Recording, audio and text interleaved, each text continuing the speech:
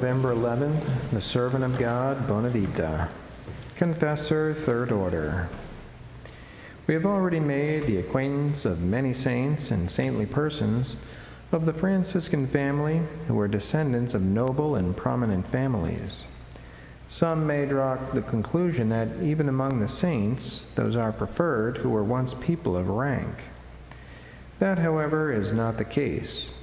Only virtue counts in the life of the saints. But since it is in itself a great virtue, if anyone who is wealthy and prominent sacrifices the conveniences of the world to serve God in humility and mortification, and because God rewards such a sacrifice with extraordinary graces, it so happens that, among those who devote themselves to a life of piety, there are many persons of rank who have attained heroic sanctity. Then, too, the virtues of prominent persons are more liable to be recorded and handed down to posterity, whereas the hidden virtue and sanctity of many a person among the lowly will be brought to light only at the last judgment. And yet, there are records also of many from the humbler ranks of life who have given the most remarkable examples of virtue and proofs of holiness. Such a servant of God was Bonavita. Born of lowly parents in the little Italian town of Lugo, he earned his livelihood as a smith. Although his hands were black and sooty, he preserved his soul immaculately white and clean, even from his youth. His life agreed with his name. Bonavita means good life.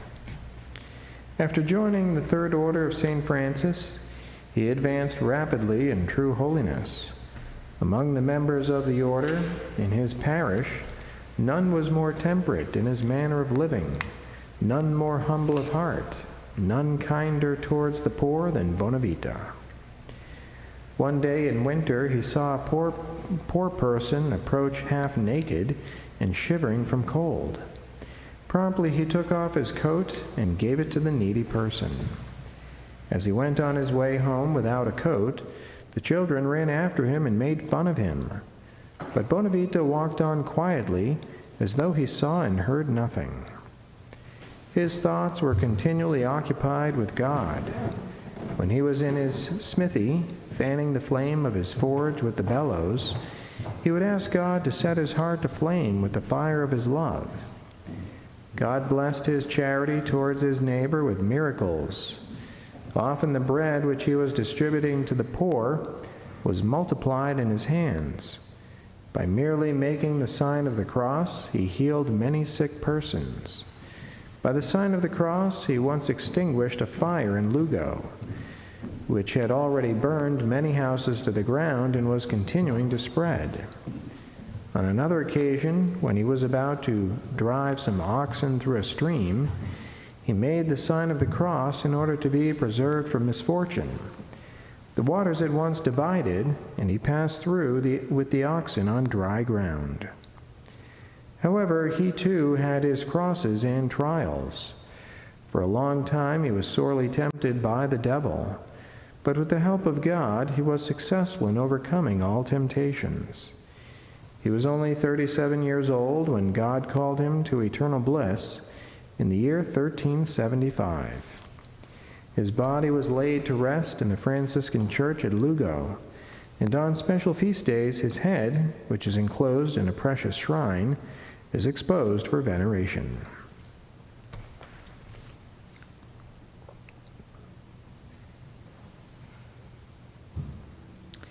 On practical Christianity.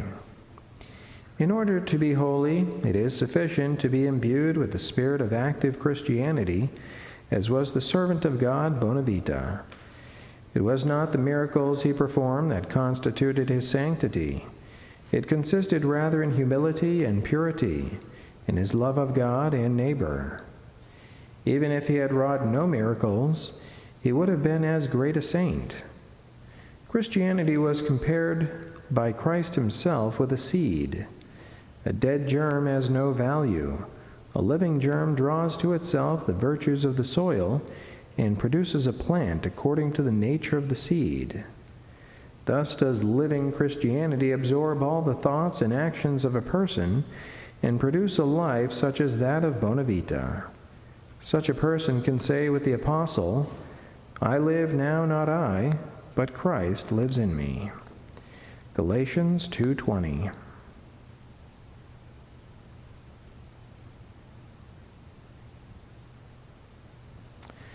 Consider that a Christian life consists first of all in having a living faith, for which reason Christians are also called the faithful. Without a firm and unshaken faith in all that God has revealed and the Catholic Church proposes for our belief, we cannot be numbered among the faithful. But this faith must be a lively one. It must manifest itself in our words and actions. Shall faith without works be able to save him? James 2:14. Do you wish to know whether Christ lives in you? Then examine the thoughts and sentiments of your heart to see whether you adhere firmly to all the truths of the faith. Consider the language that proceeds from your lips, whether it conforms with the teachings and the precepts of the Catholic faith and of Christian charity. Examine your deeds, whether they reveal an active Christian spirit. There are some Christians to whom the words apply. You have the name of being alive, but you are dead. Apocalypse 3:1.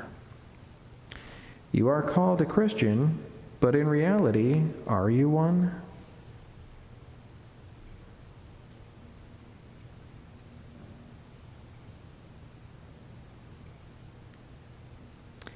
Consider that as Christians we must shape our lives according to the example of Christ. Put me as a seal upon your heart, as a seal upon your arm. Canticles 8:6. Says Christ to his beloved. The seal which is impressed on lacquer or wax leaves an exact image of itself. True, the impression is of a different composition, not so valuable and not so stable as the seal itself. Nevertheless, it is entirely similar in appearance and design. Aim, therefore, to make the thoughts that take root in your heart, the words that proceed from your lips, the deeds of your arms and hands, conformable to those which Christ thought, spoke, and did. Ask yourself at times, would Christ have acted in this way? He from whom we have received the name of Christians must be the model we should aim to reproduce in our lives.